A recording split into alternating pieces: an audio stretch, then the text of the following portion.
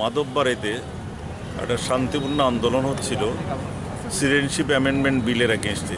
প্রচুর ছাত্র যুব জমায়েত করেছিল। মিছিলটা ছিল, আন্দোলনটা ছিল সম্পূর্ণ রকমের পিসফুল, কিন্তু দেখা গেল police without provocation, without any reason, indiscriminately এই ছাত্র যুবকের উপর গুলি চালিয়েছে। গুলি চালিয়ে অনেকে গুরুতর আহত করেছে। সেটা সেটা একটা গণতন্ত্রের উপর বিরাট আঘাত। কারণ গণতান্ত্রিক আন্দোলন করা এটা ভারতবর্ষের সংবিধানেই অধিকার দিয়েছে। ভারতের গণতন্ত্রের মূল প্রাণে হলো গণতন্ত্র। সেই গণতন্ত্রকে ধ্বংস করার জন্য এ সরকার বিভিন্নভাবে উদ্যোগী, বিভিন্ন প্রতিষ্ঠান সর্বত্রই গণতান্ত্রিক পরিবেশটাকে নষ্ট করছে, গণতান্ত্রিক অধিকার কেড়ে নেওয়া হচ্ছে। সেদিনের মাধববাড়ির ঘটনা এটা ত্রিপুরা রাজ্যের ইতিহাসে একটা কালো অধ্যায়। সেই জন্য আমরা আজকে সারা ত্রিপুরাতে কংগ্রেস কর্মীরা কালো বেশ ধারণ করে এটাকে কালো দিবস হিসাবে পালন করছি।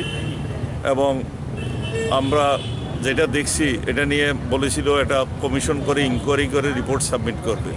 আজকে 1 বছর অতিক্রান্ত হয়ে গেল, আমরা এটা কিছু দেখলাম না এবং কাউকে শাস্তি দিতেও দেখলাম না। সেই জন্য আমরা মনে করি সরকারের প্রচ্ছন্ন মদতেই এরা আস্কারা পাচ্ছে। সেই জন্য আমরা এটাকে গণতন্ত্রের উপর বিরাট আঘাত, কালো দিবস হিসাবে পালন করছি আজকে।